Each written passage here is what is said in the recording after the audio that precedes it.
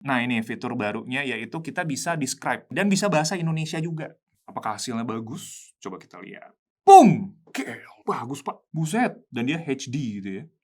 Ngelanjutin pembahasan kita soal operating system atau user interface. Di video kali ini kita explore UI yang baru-baru ini available untuk sedikit device Samsung. Karena memang UI ini tuh baru banget gitu masuk ya, yaitu One UI 8.5. Dan biar lebih seru, gue akan menggunakan Samsung Galaxy A57 yang mana itu baru juga sebagai patokan apa aja fitur baru yang bisa kita temuin di dalam sini. Kita akan explore mulai dari interface-nya, fitur AI, sampai sistem keamanan di dalam HP-nya. Jadi buat kalian yang mungkin lagi pakai gitu dan nungguin nih buat update, atau ada orang di sana juga yang pengen beli HP barunya Samsung, bisa nonton video ini sampai selesai supaya kita lebih kenal lebih dalam soal jiwanya dari device-device Samsung, yaitu One UI 8.5.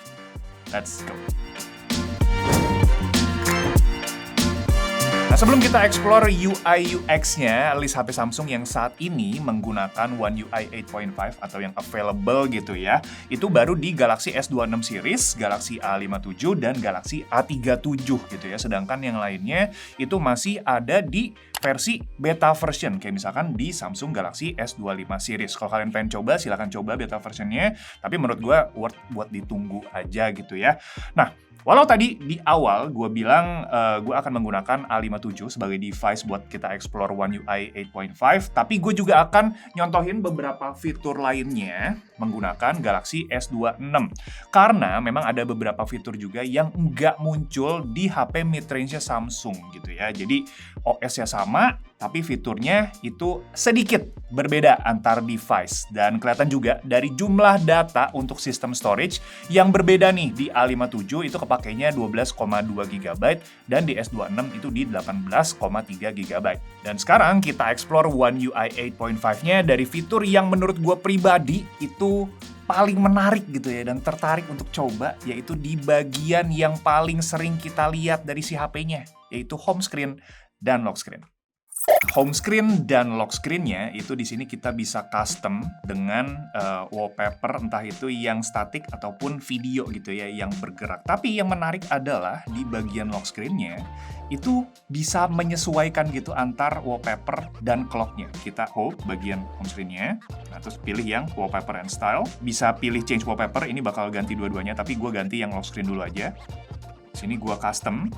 Jadi di galeri gitu ya, karena gue udah masukin dari Pinterest. Nah, ini gue masukin si logo aja gitu ya, biar lucu ya. Dan di sini kita bisa pilih beberapa sebenarnya. Kalau misalkan lock unlock, nanti dia ganti-ganti wallpapernya, tapi di sini gue contohin pakai satu aja. Karena fitur ini hanya berlaku kalau misalkan kalian pakai satu wallpaper saja. Pencet done.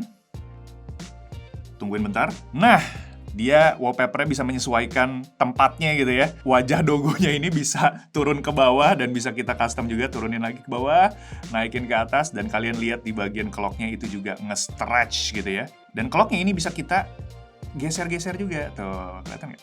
Bisa kita gedein juga kalau kalian mau. Oh ya. Widgets-nya ini juga bisa kita custom sama seperti sebelumnya, nggak ada yang beda. Tapi di bagian clock ini, stylenya, font and color-nya itu jadi semakin banyak tuh ya. Dan dia itu ada buat tebel dan tipisin si fontnya. Tuh. Ini yang nggak ada dari sebelumnya ya. Kalau misalkan kita pencet yang titik 3, ini kita bisa custom font style, bisa download juga dari Samsung Store. Style-nya juga bisa kita macam-macamin. Ada banyak, bisa kalian pilih. Oke. Dan di bagian bawah, ini ada beberapa juga. Kalau misalkan kalian pengen HP-nya yang otomatisin lah gitu, pengen yang paling bagus gitu dari si HP-nya, kalian bisa pencet yang suggest. Galeri itu kalian pilih wallpaper-nya. Kalau frame, ini masih sama kayak sebelumnya. Masukin kayak framing dari si wallpaper-nya, ini lucu banget kalau jadi kayak gini. Kayak salah satu tim Besindotek. Efek di sini tuh buat ganti-ganti filter kali ya dari si wallpapernya. Tapi karena wallpapernya sudah sempurna sekali, jadi kita nggak usah ganti-ganti. Dan sebenarnya ada satu lagi yang menarik, yaitu namanya weather. Tapi weather itu hanya ada di S26 kalau misalkan gue perhatiin. Nah, ini kita bisa lihat ada perbedaan di bagian sebelah kanan. Kalau di sini ujungnya kan efek ya. Kalau di S26 itu ada weather. Kita bisa pencet weather, dan di sini dia bakal ngedeteksi cuaca di sekeliling kita itu lagi kayak gimana gitu ya.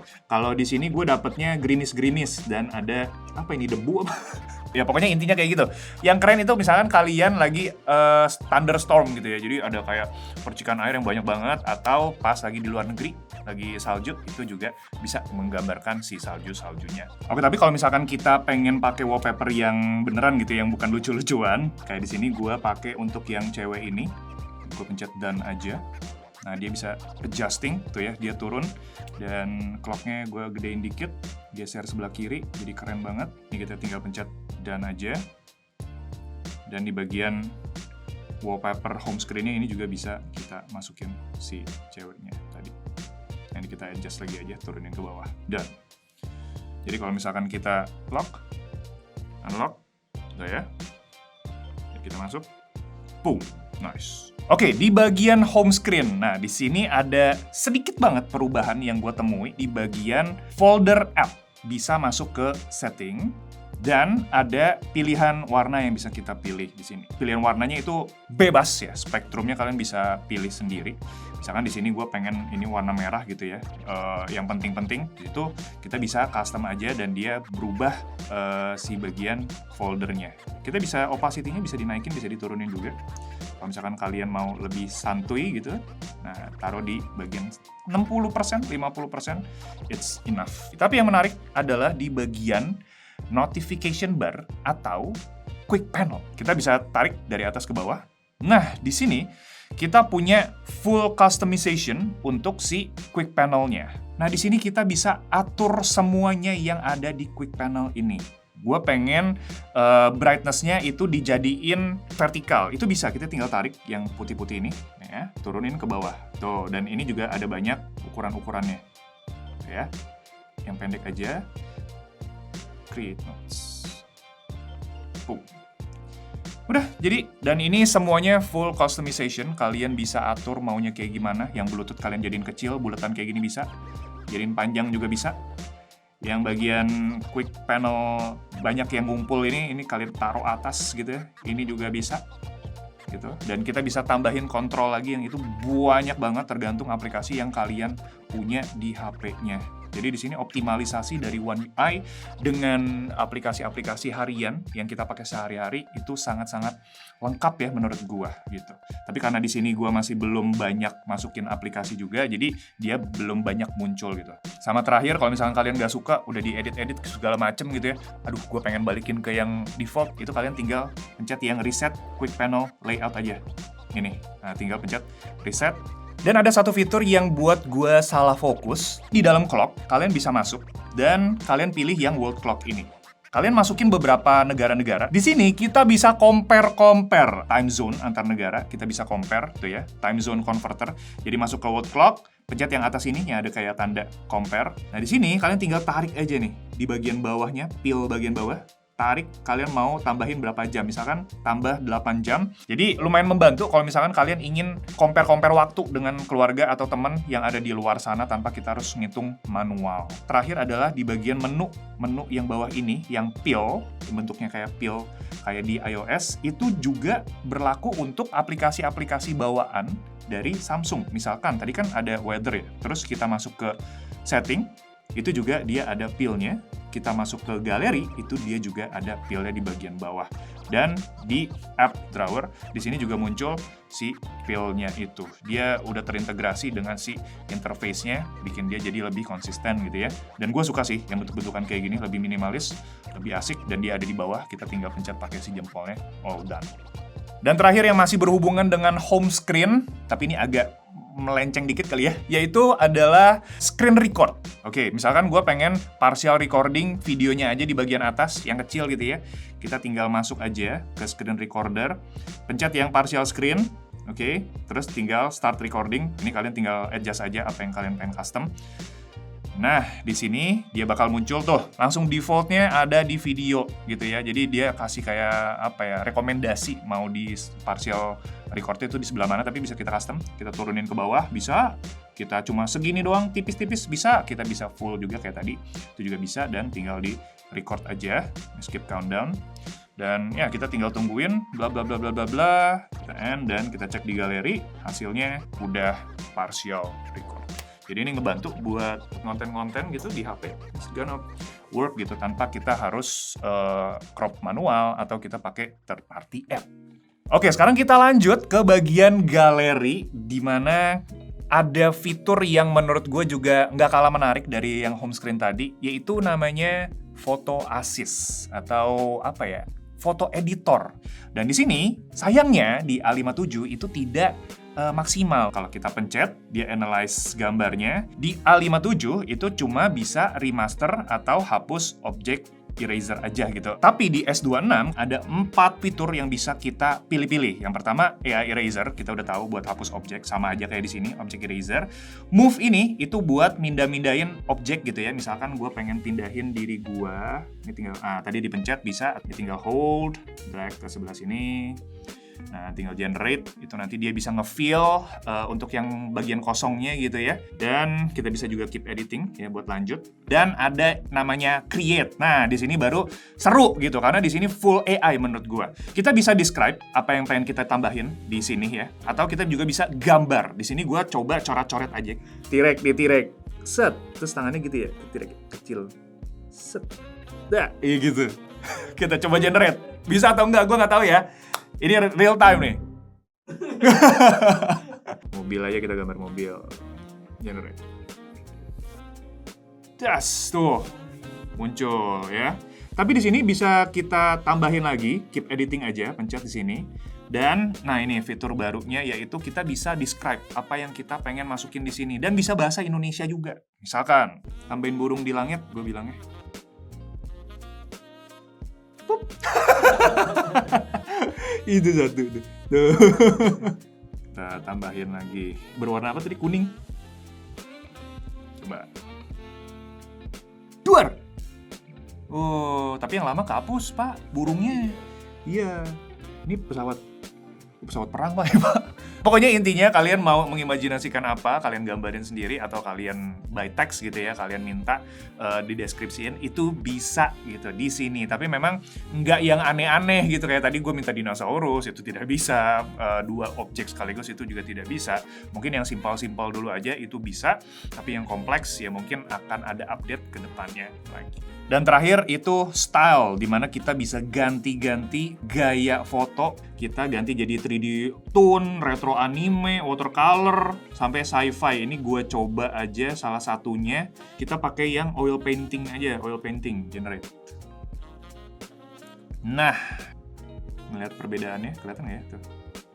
Ini gue save copy dulu aja ya, supaya kita bisa lihat. Oh, water painting. Keren. Dan ada juga beberapa yang lain yang bisa kita explore itu di bagian portrait. Nah, di sini kita bisa pilih salah satu aja. Misalkan gue pilih mukanya si Haris.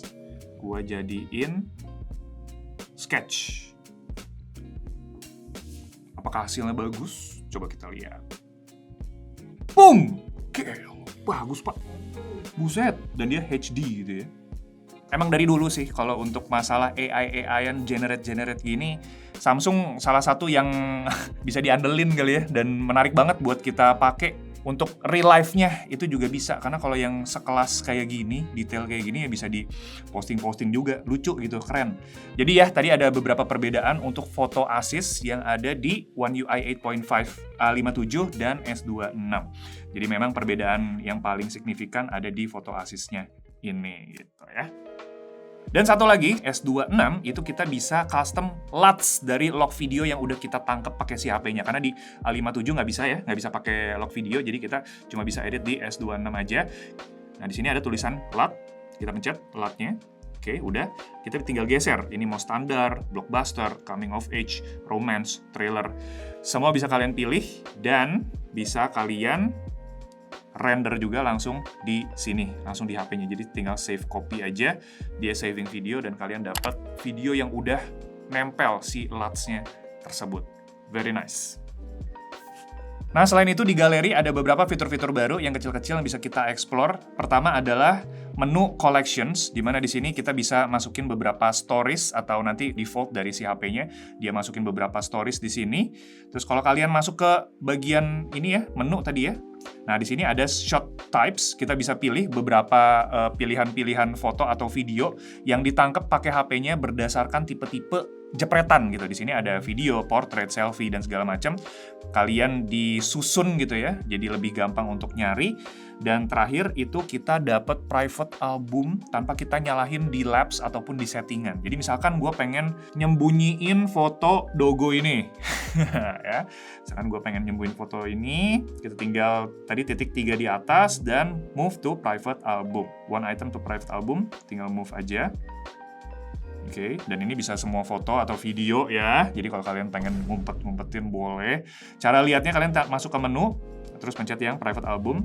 Ini harus pakai password kalian. Tuh, muncul tuh. Gitu ya, dan cuma kalian aja yang tahu ini isi private albumnya itu apa. Kalau mau keluarin tinggal dikeluarin aja. Tuh ya. Moving internal storage. Move complete. Udah. Muncul lagi dia, ada di bagian luar. That's it, untuk galeri kita lanjut lagi. Oke, kita masuk ke bagian fitur canggih di HP-nya, yaitu AI. Nah, di sini bisa dibilang apa ya, resurrection-nya dari Bixby, di mana Bixby ini sekarang lebih pinter, yang udah kita bahas juga sebenarnya di S26 ya, di video S26. Bixby itu bisa ngelola atau bisa kasih kita diagnose soal si HP-nya gitu. Dan di sini kita juga bisa masukin ke Galaxy A57, sama juga untuk si Perplexity. Jadi ya kita bisa explore hal yang lebih banyak. Jadi nggak cuma Gemini doang yang terintegrasi dengan si HP-nya, tapi tadi ada 2 AI yang langsung masuk gitu ya. Jadi bisa dibilang ini rame banget dengan AI capabilities di HP ini. Kita cobain aja langsung ya satu-satu. Tulisin notes tentang makanan enak di Jakarta. Siap. Kirim saja isi note yang ingin kamu buat, dan kalau mau, sertakan judulnya juga. Judulnya makanan enak di Jakarta, isinya... Lanjutkan isi note-nya ya. Kirim daftar atau kalimat yang mau dimasukkan. Beda orang. Oke, kalimat yang mau dimasukkan adalah kuliner Jakarta Barat, ayam goreng, nasi. Done. Your note has been updated. Oke, kalau Perplexity, ini dia bisa akses untuk ke aplikasi-aplikasi bawaan dari Samsung, tapi memang masih belum maximize kayaknya ya. Jadi dia kayak ganti-ganti suara, terus juga nggak begitu intuitif untuk si, kalau misalkan kita pengen tulis notes. Tapi untuk di luar negeri, karena dia ada integrasi dengan Uber kalau nggak salah ya. Jadi di sana kita tuh bisa pesan Uber dengan ngomong aja. Kalau di Indonesia itu masih belum ada integrasi dengan Grab atau Gojek. Jadi mudah-mudahan sooner or later ada aplikasi yang bisa terhubung, itu akan lumayan menarik. Tapi sekarang kita coba untuk si Bixby-nya yuk. Bixby, can you analyze my phone battery right now? Sure. Here are your battery settings. Langsung dibuka tuh settingan baterainya ya. Oke. Bixby, how to protect my battery life on my phone? To protect your battery life on your Galaxy A57 5G, lower screen brightness. Oke, tadi bisa akses ke setting, bisa akses ke internet. Can you change the brightness to 70%? I changed the brightness. Bixby ini bisa di lock screen nggak ya? Call and send message, allow personal result, allow smart home control, full voice response, ya boleh lah. Oke, kita coba matiin HP-nya. Hi Bixby. Can you play a music for me from Spotify? First, use your fingerprints to unlock the device. Oke. Kayaknya kita harus gabungin sama si modes and routines. Jadi kalau di rumah dia I unlock-nya didn't kebuka. find any music. Cara penerapan sehari-hari mungkin bisa dimaksimalin, tapi tadi ya ada beberapa fitur yang udah maximize gitu, yang udah bisa kita pakai gitu ya. Untuk sehari-hari kalau misalkan ini bisa lebih mengerti apa yang kita ucapkan, it's gonna be really cool. Tapi mungkin harus kita tweak dikit, harus kita pelajari dikit supaya dia lebih lebih terbiasa gitu ya, atau kita lebih terbiasa dengan si HP-nya. Oke, lanjut lagi ke bagian kameranya. Nah, di sini ada fitur-fitur yang bisa kita akses, tapi memang harus di-tweak dikit gitu ya, kamera app-nya. Jadi kita masuk ke setting, kita turun ke bawah, di sini ada tulisan kamera assistant. Nah, kamera assistant ini, misal belum kalian download, harus kalian download dulu. Jadi ada tanda download, setelah download kalian buka aja. Di sini, semua settingan yang kalian tidak temukan di aplikasi default Samsung, itu bisa disetting di sini. Misalkan, additional modes, di sini ada single take dan dual record. Ini di A57 tidak ada dan cuma bisa kalian nyalahin di sini additional modes-nya. Ini tuh kalau misalkan default-nya dia mati gitu ya, tapi di sini gua nyalain aja supaya kita bisa explore lebih soal si kameranya. Tapi yang menarik menurut gua adalah customize indicator. Nah, di sini bagian atasnya bisa kita hapus semuanya ya. Jadi dia tuh kosong gitu, gelap aja, atau bisa kita nyalahin juga semua settingan-settingannya supaya kita tuh nggak repot gitu kalau mau nyeting-nyetingin si HP-nya. Ini bisa video indikator ataupun foto indikator gitu ya, bisa kita nyalahin semuanya jadi full, atau bisa kita matiin semuanya jadi simple, kosongan tanpa ada gangguan di bagian atas. Ini kita lihat ya hasilnya ya. Tuh, kosong di atasnya. Pernah lihat HP Samsung atasnya kosong atau enggak? Baru bisa di sini doang ya. Di video juga sama, kosongan atasnya gitu. Ini gua ganti ke selfie aja biar kalian kelihatan. Oh ya, dia kosongan di bagian atasnya. Dan kalau misalkan kita mau masuk tadi yang single take atau dual record, itu masuk ke more dan dia muncul di bagian bawah. Dual record. Ya, sedikit tweak yang menarik di sini tanpa kita harus masuk ke Good Lock dulu. Jadi memang sudah terintegrasi ya. Oke, lanjut kita ke bagian game booster atau game mode-nya yang ada di Samsung. Kalau misalkan kalian masuk ke game apapun itu di bagian samping ada kayak bentuk slider gitu ya kecil. Nah, ini bisa kalian slide ke samping. Nah, di sini kita bisa nyalahin si mode gamenya jadi performance gitu ya. Di sini ya semua performa HP-nya bakal dimasukin dan settingan-settingan buat gaming mode, sistem monitor semuanya bisa kalian akses di sini. Gua nggak tahu apakah game mode ini itu dari One UI 8 udah ada atau belum, karena di One UI 8 tuh gue skip ya untuk si game mode ini, tapi gue coba jelaskan aja di sini, gue coba kita explore bareng-bareng di One UI 8.5. Nah, di sini kita bisa akses dari yang bagian atas, tadi ada 3 performance profile, di bagian bawahnya itu ada game mode. Ini kalau misalkan kalian pengen bener-bener into the game. Sistem monitor, bisa kita nyalain, sistem monitoring itu kayak misalkan FPS dan segala macam. Touch protection itu kalau misalkan kalian lagi main game-game yang mau ditinggalin gitu ya, touch protection dia kayak gini, lagi download atau apa, bisa digeser gitu. Terus ada record dan segala macam, dia juga ada blocking untuk edge panel, block auto brightness, block Bixby, ataupun kalian mau buka floating app di bagian bawah sini juga bisa. Dan ada settingan tambahan untuk game mode-nya. Oke, jadi itu aja dari game mode. Menurut gue ini makin jadi makin gaming. Kalau dulu tuh gue lebih demen loh yang ada di bawah, lebih simple. Tapi sekarang dibikin jadi kayak menu-menu HP-HP Oppo, HP-HP Xiaomi gitu yang ada di samping. Dan dia warna-warni juga kayak gini. Ya, good enough. Ini kalau misalkan kalian mau buka YouTube, mau sambil walkthrough itu bisa ya. Samping gitu. Oke, kita lanjut ke Samsung DeX, tapi di sini gue dibantu sama S26 lagi, pindah lagi ya, karena di A series itu nggak ada DeX. Nah, di sini fitur barunya yang bisa kita explore adalah di bagian gesture untuk touchscreen dari HP. Jadi kita masuk ke Samsung DeX setting di HP-nya, masuk ke mouse and trackpad. Nah, di sini ada touchpad gesture.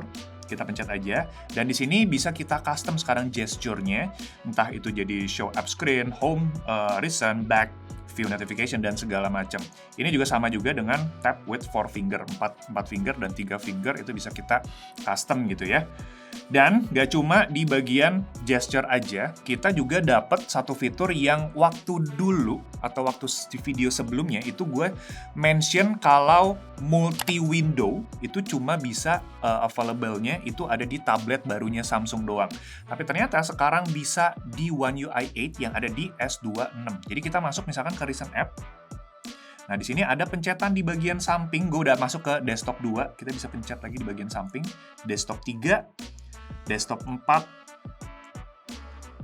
dan ya cuma 4 desktop. Bukan cuma sih, ini banyak sih sebenarnya. 4 desktop yang bisa kita akses di sini dan ya kita bisa explore banyak hal. Jadi HP sekarang S26 itu udah selevel kali ya sama si tabletnya kalau misalkan kita bawa external monitor dan bisa kita pakai untuk kerja di cafe.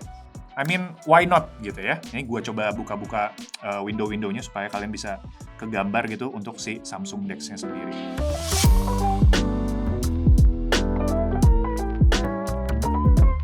Oke, jadi kesimpulannya setelah kita explore a little change buat One UI 8.5. Kalau misalkan kita lihat dari kacamata di One UI 8.0 gitu ya.